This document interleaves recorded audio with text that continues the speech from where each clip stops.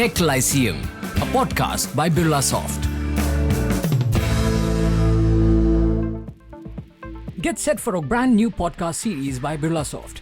Catch everything you need to know about decarbonization in manufacturing on the debut episode of Tech Lyceum with Senior Principal Consultant Paul Menig as he takes us closer to a low-carbon future. Everyone has a part to play in decarbonization in our companies and our countries. Facilities can help with Scope 2 emissions. Everyone can help with Scope 3 emissions, and manufacturing in particular can help with Scope 1 emissions.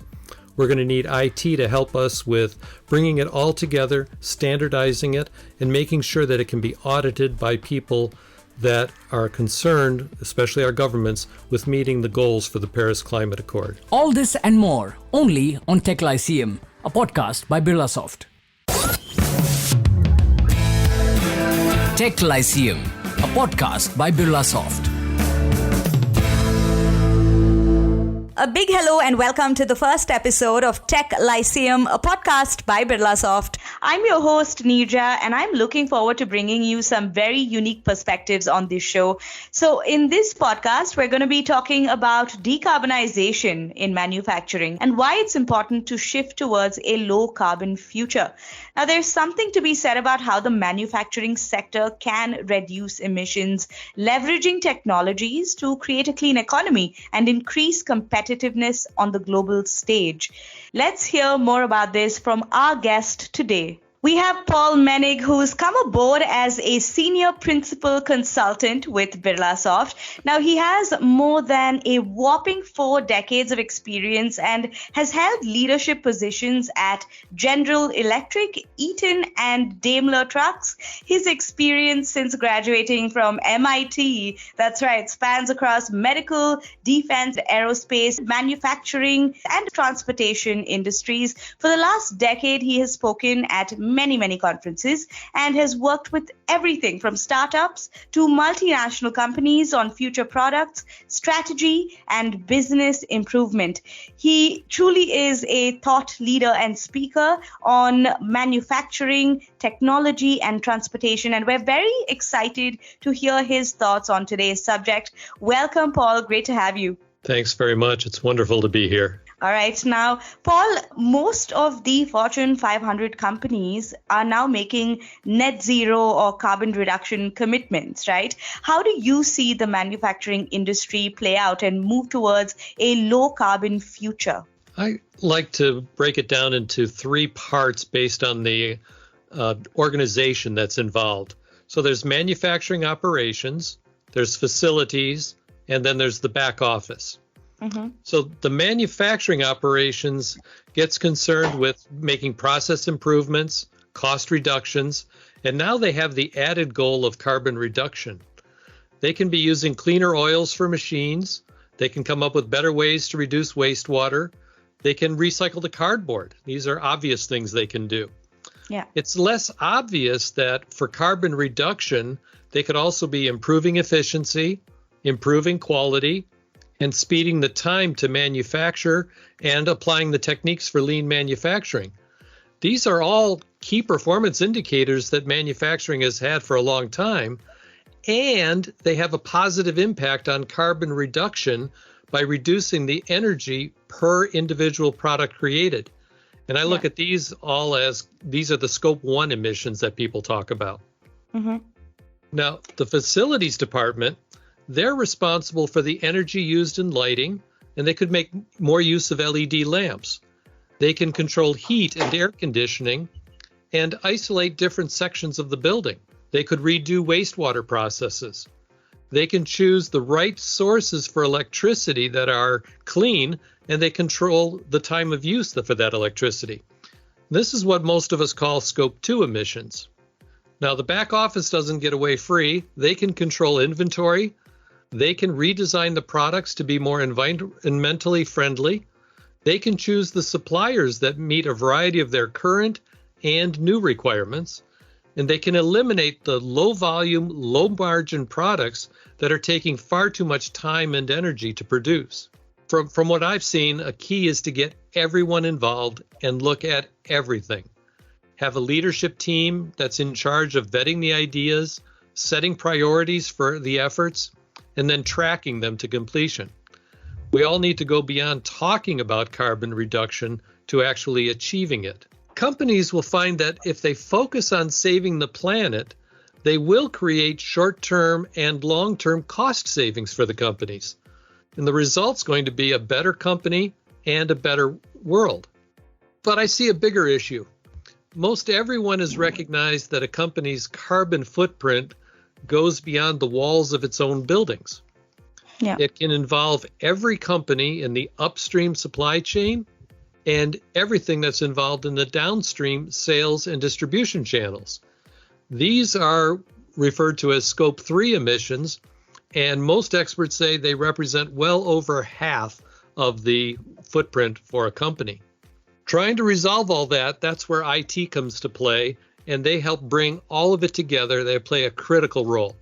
The data is going to be coming from various systems that may or may not be interoperable today.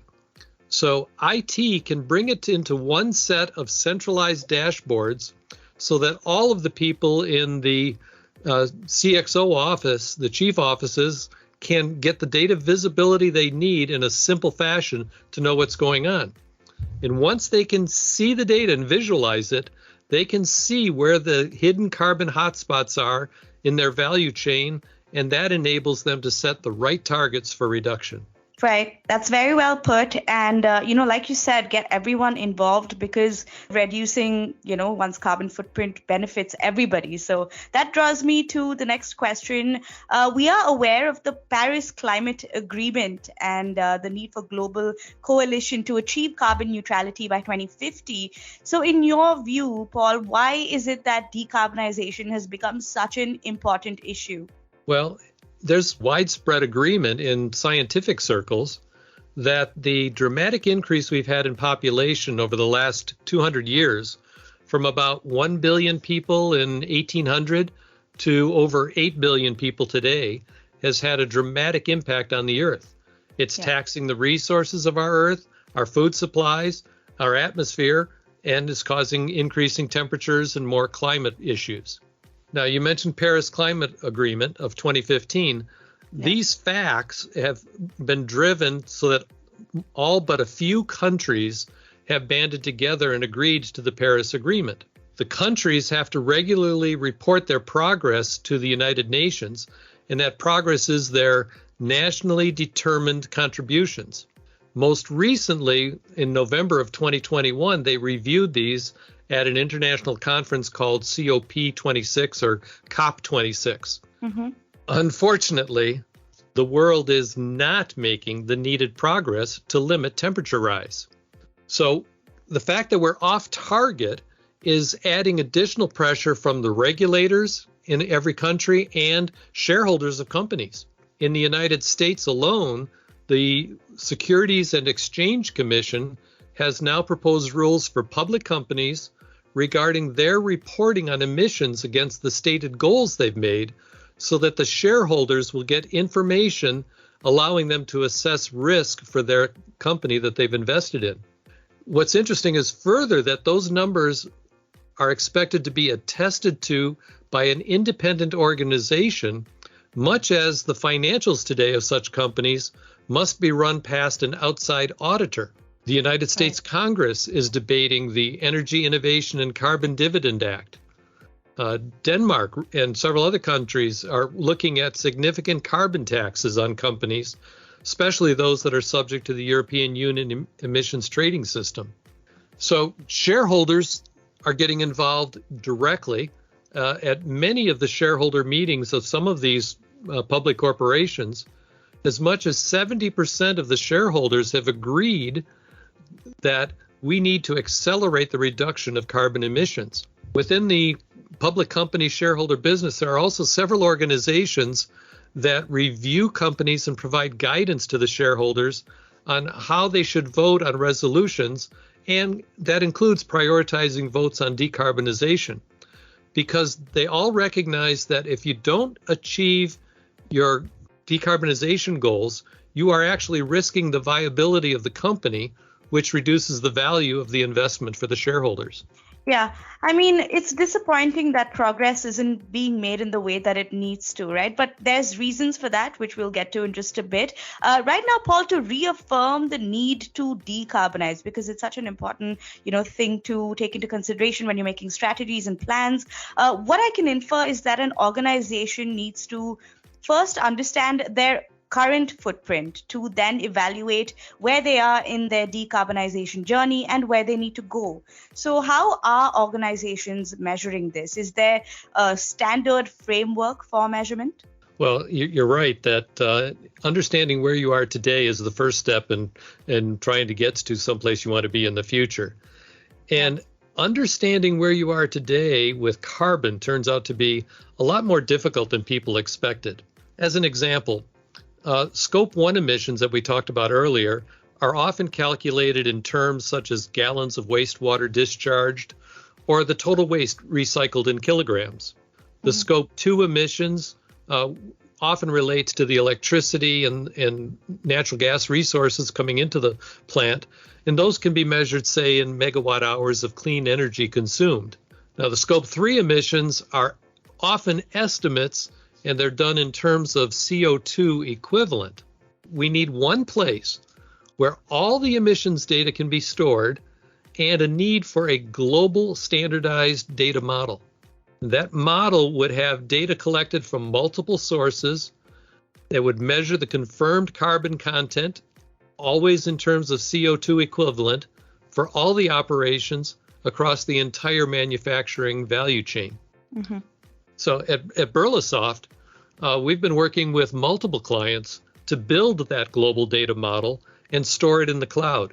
With that data model in place, we can help them measure their baseline for current carbon impact. We can help them set prioritized and data-driven targets for reduction. And then we can continue to measure, report, review, and adjust it as necessary. In the manufacturing environment, they're all very familiar with the plan, do, check, act cycle. They use it daily, and we're just applying that to carbon decarbonization. Okay, well, that sounds like a great place to start.